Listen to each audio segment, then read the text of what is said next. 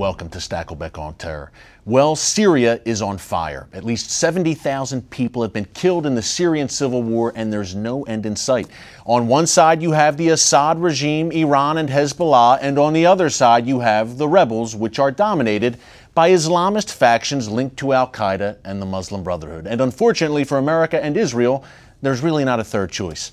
So what does the future hold for Syria and for its capital city, Damascus? And what does the Bible say about it? Joining me now is best-selling author and Middle East expert Joel Rosenberg. His new book is called Damascus Countdown. It's the third and final volume of his epic 12th Imam trilogy. Joel, welcome. Love the whole series. Incredible. And Damascus Countdown is kind of the culmination of it all. We're going to get into the book. But I wanted to ask you first, you seem to have just a great knack for all of your books, going back to your earliest works. You seem to have a great knack for the release date comes just as events portrayed in the book are unfolding in real time in the real world. So now we have a bloody civil war in Syria. Your book is called Damascus Countdown. Tell us what you see coming in Syria in the coming weeks, months. Doesn't look like it's getting any better. Well, I think we are on a Damascus countdown. The question I have is, in a few months or a few years, will the nation state that we have known for 90-some years as Syria even exist? I mean, I think it's possible at this stage that the society of, and certainly the geopolitical structure of Syria will be gone. A year, 18 months from now, I'm not sure, the exact time frame. That's extraordinary. I mean, now Syria is in some ways an artificial creation of French and British map makers. A lot of straight lines there on the map. You think, like, well, where does that come from? But really, demonic forces have been unleashed there, and whether Secretary of State Kerry says there's 90,000 casualties there. Look, people are being murdered. People are slaughtered in the streets. You have at least 1 million. Official refugees, people who have officially left the country and are in UN camps in Lebanon, in Jordan, but you've got millions more inside Syria. Of the 22 million in the country, millions are out of their houses. They're being destroyed. Women, children. It's just it's a slaughter. It's getting close to genocide. Now the question is, what do you do about it? Right now, Israel and Jordan, in particular, have to be in defensive mode because and I would say in Lebanon also, though, because Hezbollah controls Lebanon, they're not really being in a defense posture. But Lebanon went through this in the 70s and 80s, and it could go back again. It could launch into a civil war. This could spill over. And Jordan as well. I think King Abdullah in Jordan is very much at risk. And I wish it were just the stuff of fiction because I try to write about worst case scenarios that could happen if leaders don't take the right actions. But this thing is spinning out of control, Eric. It truly is. And in your book, there is a violent climax to events in Syria. Talk a bit about Damascus Countdown, Joel, and what's going on there. And this is the third in a great trilogy. Talk about this final chapter. Well, this, the premise from the beginning of the series and certainly concluding in Damascus Countdown is this. What if an American president miscalculates with regards to Iran's nuclear program?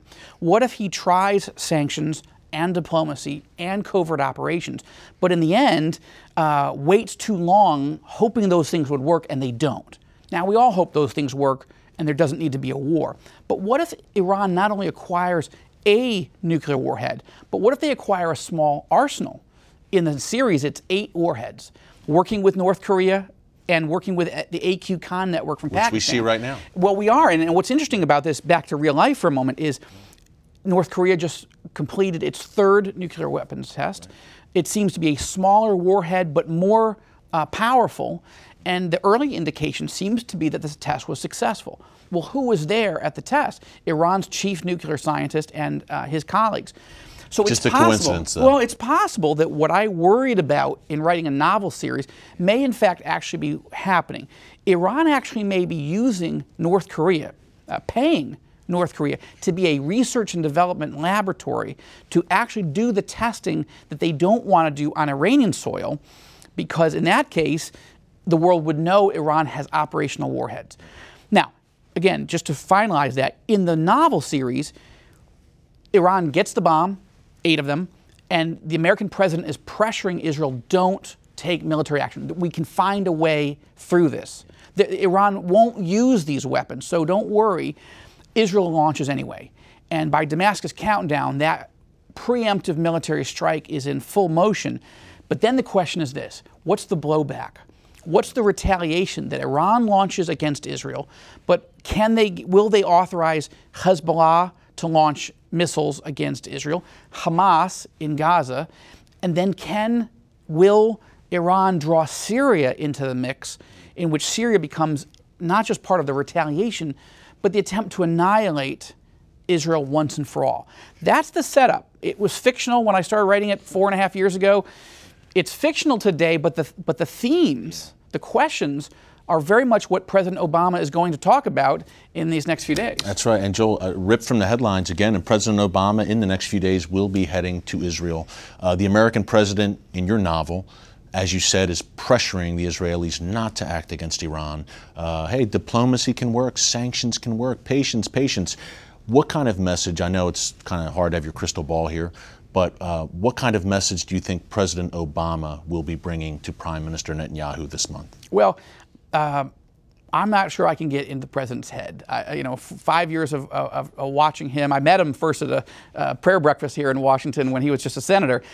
Right. I've been trying to watch him and study him ever since, and I think there's two questions. One, does he go to Israel to reset U.S.-Israel relations on a more positive basis, to tighten the gap between us and to show Iran and other enemies that we're on the same page, that we're going to act in concert? Or is the president going for a photo op while he's privately pressuring the prime minister on three areas? One, divide Jerusalem and create a Palestinian capital in the East Jerusalem. Roll back Israel to the 1967 borders, which the president has been asking for since last May. These were indefensible borders in '67. They're not defensible now. And third, don't launch a preemptive strike against Iran. Don't believe that even if Iran gets the bomb, that they're crazy enough to use it in a first-strike capacity. I don't think Netanyahu knows the answer to this question. I certainly don't. We're going to find out in due course. You know, it's going to be interesting because Prime Minister Netanyahu, as you know, from working in the past, doing some advisory work for Prime Minister Netanyahu before his current tenure as Prime Minister.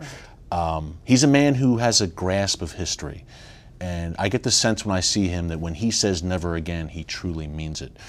But the blowback of an Israeli attack against Iran's nuclear facilities, I talked to an Israeli intelligence official last week, Joel, off the record here in D.C. at the AIPAC conference, and he said, look, you know, it may be a bloodbath. I mean, because of Hezbollah, which you mentioned, that large rocket arsenal.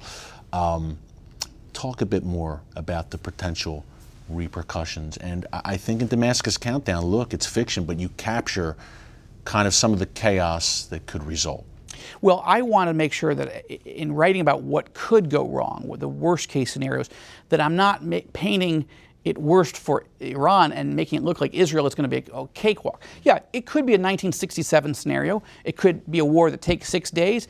It's over, and they rest on the 7th day. That's possible, but you can't plan for that. You have to plan for the worst. Actually, publicly, a former high-ranking Israeli official at AIPAC, the former chief of IDF military intelligence, General Yadlin, he said it was a one-day operation, a one-night operation. Now, I think from the Israeli perspective, that may be true. What he means, if I understand him correctly, is the airstrikes could take, a day, 2, 3, but it could be short.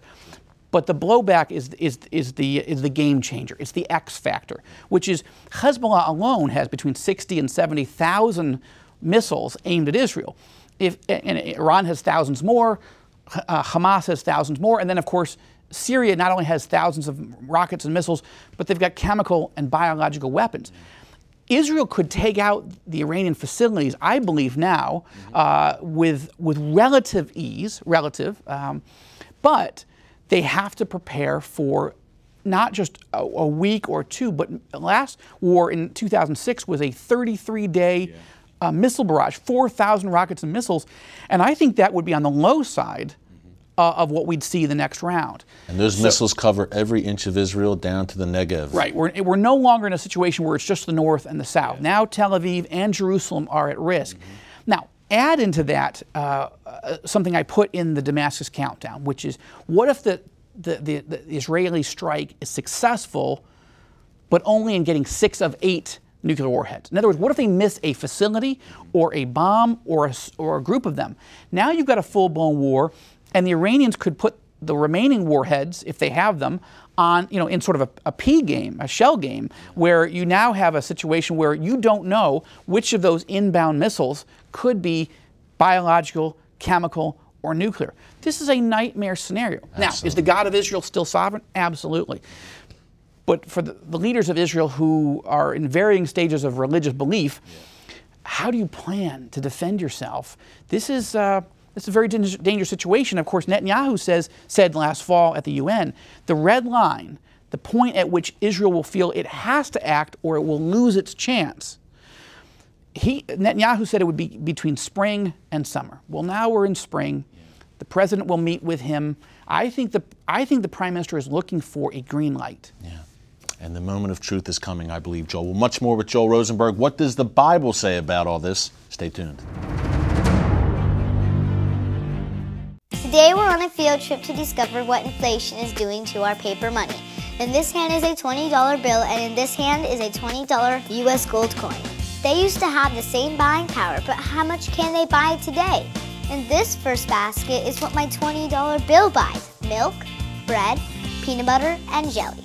And here's what one $20 gold coin will buy: 6 baskets full, worth nearly $2,000, almost 100 times more food, simply by owning gold dollars instead of paper dollars. History shows that the gold coins have been the best way to beat the rising cost of living.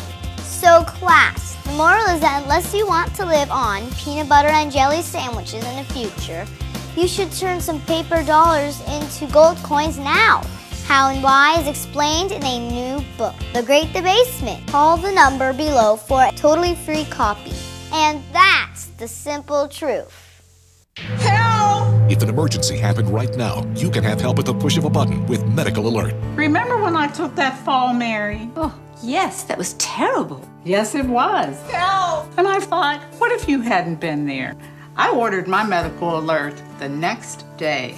I can't describe how safe I feel now with my Medical Alert. You didn't know I was wearing it, did you? Medical Alert is easy to install, waterproof, and covers you inside your home and out. It helps me feel safe from fires, break-ins. And of course, a Medical Alert. And if you don't have a home phone, don't worry. They have that covered. There's always help at the push of a button. Don't wait till you need it. Get Medical Alert for less than $1 a day. There are no long-term contracts. Order now and get your second button free. Call for your free brochure. For your free Medical Alert system with second button free, call 800-575-8507.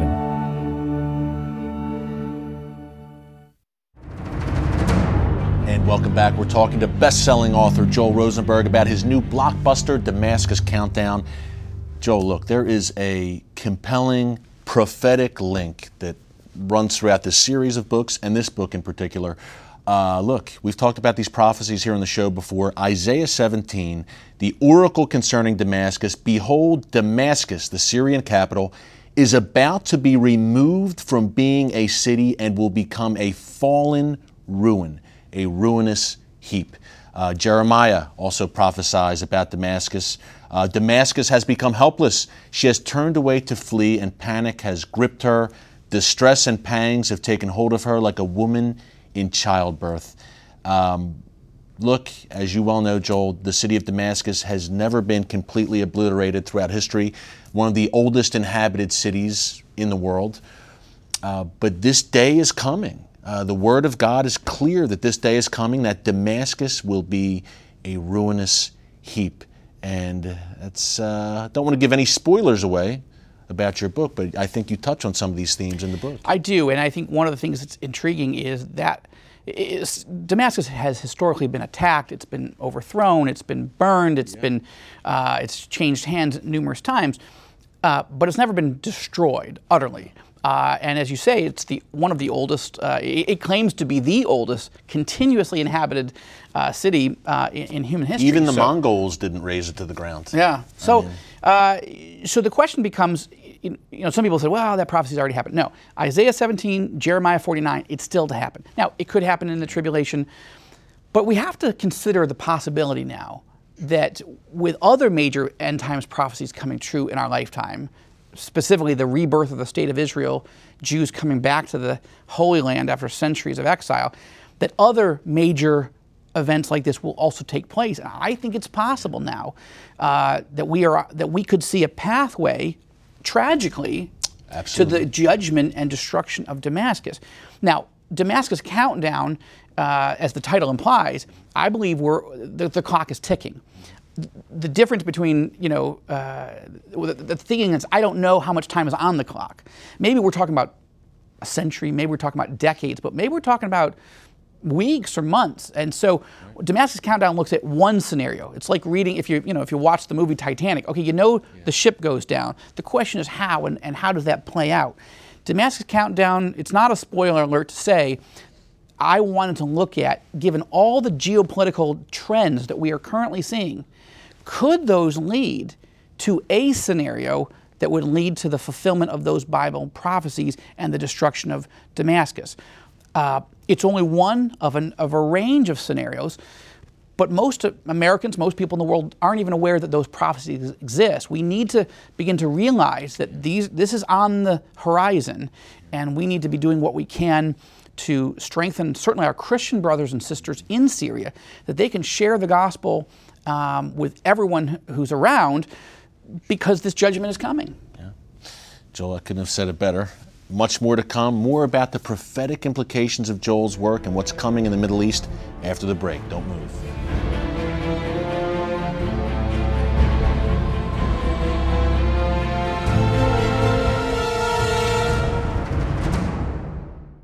Do you want to know the truth about the jihadist in your backyard? Then be sure to pick up my book, The Terrorist Next Door: How the Government is Deceiving You About the Islamist Threat. Available wherever books are sold from coast to coast. Attention sleep apnea patients. Are you tired of the expense and hassle of getting your CPAP and BiPAP supplies? Are you fed up with dealing with ill-fitting, leaking, or worn-out masks and straps? Are you worried about the effects that unsanitary tubes, cushions, and filters have on your health? If you said yes to any of these questions, Allied Medical Supply Network has the solution to your problems. You could qualify to have your supplies regularly delivered right to your door at little or no cost to you. That's right, no more inconvenience, no worn-out masks and straps, no more unsanitary equipment, just restful sleep. Call Allied Medical Supply Network today to determine if you may qualify to receive your fresh, brand-name supplies at little or no cost. Don't delay. Call us now to see if you are eligible to save money on regular delivery of your CPAP and BiPAP supplies. Call 1-800-815-9947. That's 1-800-815-9947. Or go to cpapsupplyhelpline.com. Announcing an important breakthrough in healthcare that can benefit everyone. If you or anyone you love needs affordable health insurance, regardless of a pre-existing medical condition, call Quick Insurance 123 today and get the immediate relief you deserve. Quick Insurance 123 was created to provide affordable health insurance to all uninsured Americans, with or without pre-existing conditions. This is not a discount card. This is a real insurance program that lets you choose from many affordable health plans, with access to doctors, hospitals, emergency services, and more. So call the number on your screen now and get the health coverage you need just for calling. As a special bonus, we'll send you a free prescription savings card that could save you up to 85% on your prescriptions. That's right, you could save up to 85% on your prescriptions just for calling. Call Quick Insurance 123 to find out how you can get affordable health insurance and receive your free prescription savings card just for calling. Don't wait. Getting a free quote is as easy as 1, 2, 3. Call today.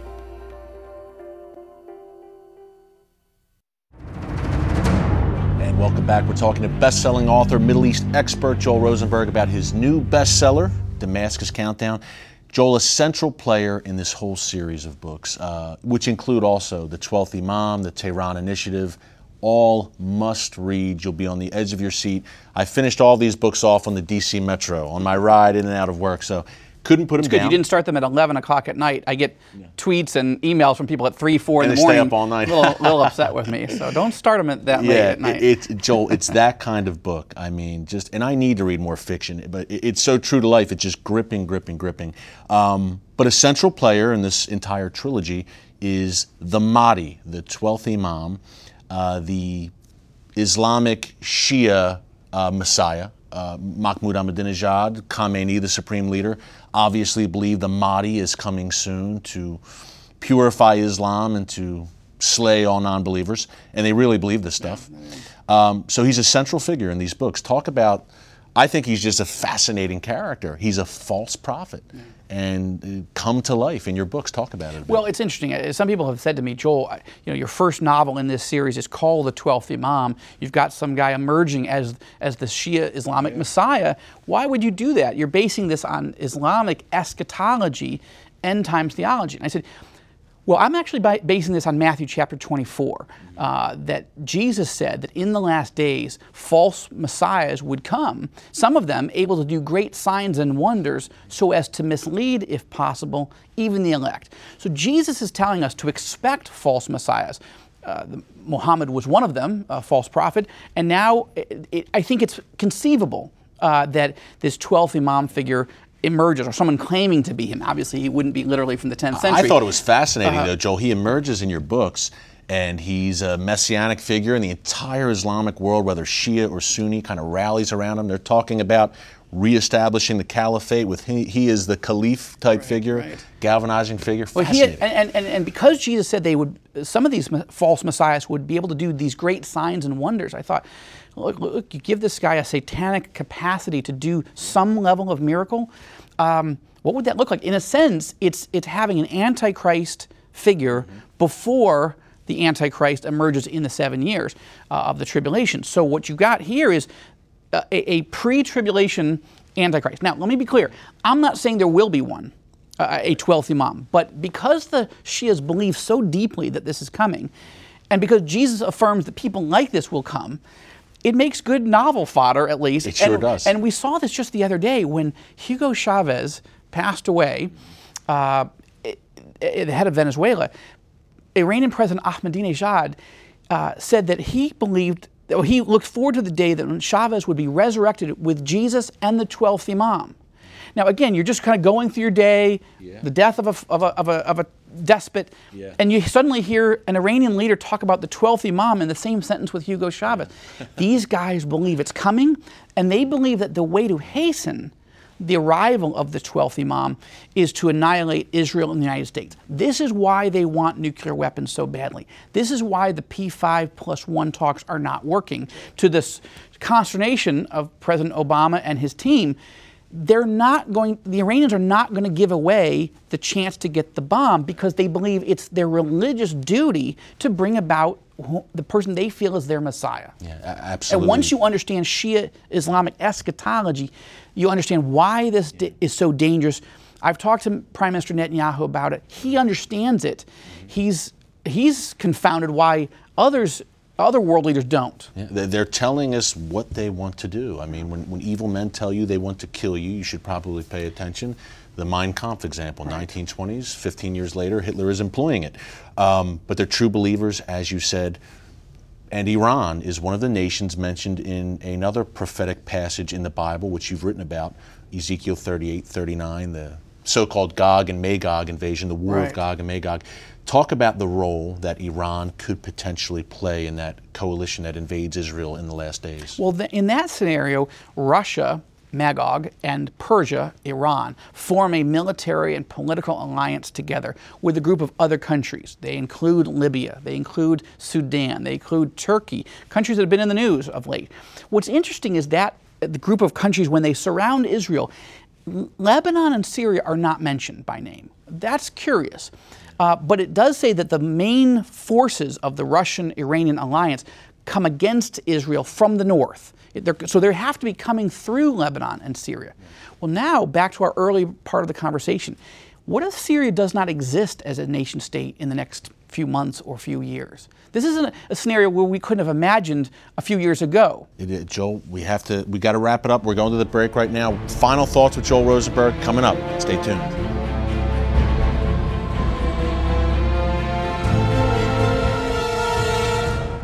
The game show of biblical proportions is back with more action, more fun, more stars, Kirk Franklin, Mary, and more nuns. The nuns just whooped you, man.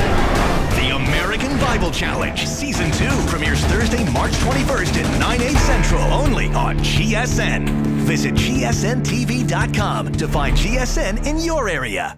When you're driving along and your cell phone rings, do your eyes instantly go off the road? Then you need to get a grip. Hi, David Jones here with the new GripGo, the most versatile hands-free mount that will instantly grip any phone for safe driving. Just attach the suction cup to your windshield or dash, and GripGo grabs your phone ultra fast. That it peels right off. And don't worry, there's no sticky residue left behind. The 360-degree pivoting mount allows you to always get the perfect viewing angle. It's even strong enough to grab and hold this expensive smartphone out the window. Yet it comes right off with ease. That's the advantage of GripGo. You can get the amazing GripGo with dashboard mount for only $14.95. We'll send you a second kit free. Just pay separate processing and handling. Get 2 complete GripGo systems for just $14.95. To order GripGo for $14.95 plus processing and handling, call 1-800-709-5259 or order online at getgripgo.com.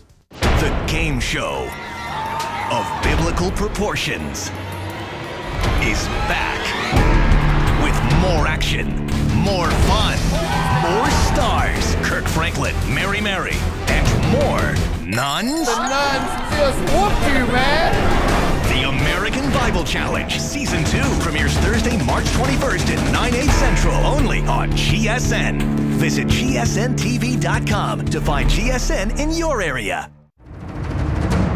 And welcome back. We're talking to best-selling author Joel Rosenberg about his new blockbuster, Damascus Countdown.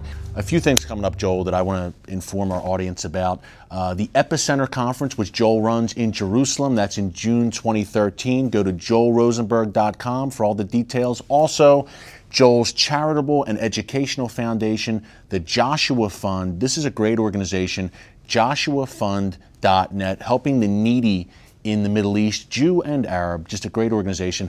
So, Joel, you got this bestseller out now. What's next for you? We were hoping people will come over actually to take a tour of Israel with us this summer and go to the Epicenter Conference. Now you say, didn't we just walk through all the worst case scenarios? Couldn't there be a war? I say that's what travel insurance is for. You'll get a 100% refund if we're really about to go to war and we have to cancel, we will. But look, we're praying for peace. And we want Christians to be going up the one-way street in the wrong direction, as it were, when the rest of the world's turning against Israel, away from Israel. We want to be standing with Israel. For me, I'll be working on a new novel. It takes place in Auschwitz. I made my first visit to the death camp about 18 months ago, and I'm not ready to say more about that yet, but it's been a fascinating and very challenging novel to write. We wish you all the best. Thank God you. bless you, brother. Good to see you, Eric. Always Thank great having you. Appreciate it. So that's it for this week. Until next week, remember, never hold your peace. God bless.